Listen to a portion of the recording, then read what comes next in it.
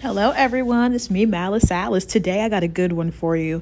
So, this is, I don't know if you guys remember back in the mid 2000s when we first started having the television that was no longer held by the antennas, but many people on the news and movies and so on and so forth, faced this. According to this YouTuber or this TikToker, it says that this is liquid crystallization and that we're capturing a reptilian having a malfunction on camera. I have two videos for you showing this, and I remember this when I was a kid and I always wondered what it was, and I guess someone explained it now.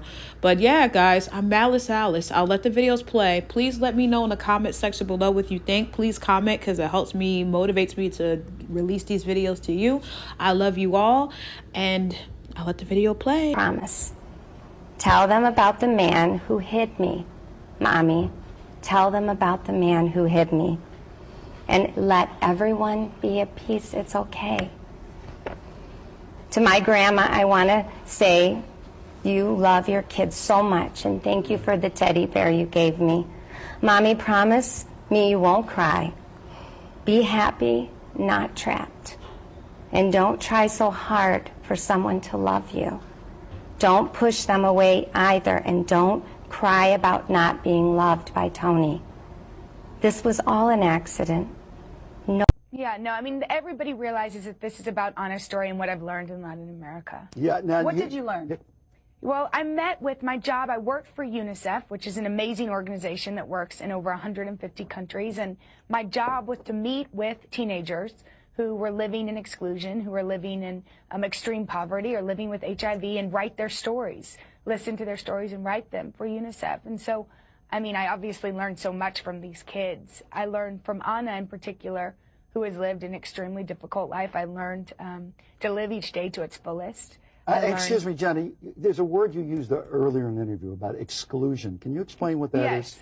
Well, a lot of the kids I met, I mean, exclusion is a broad term, obviously, but the kids I met were living in extreme poverty. They didn't have access to medical care or education, schooling.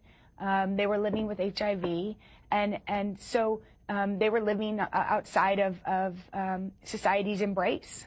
I think doing any kind of missionary work, I think, really changes a person. And you and your sister had a little bit, I mean, you guys weren't Paris Hilton, but you had a little bit of a reputation as party girls. Do you think this changed you? Well, no, I mean, I think people had that image of us because they didn't know really what we were up to because we wanted to keep private. But of course, you know, so it didn't change my personality necessarily.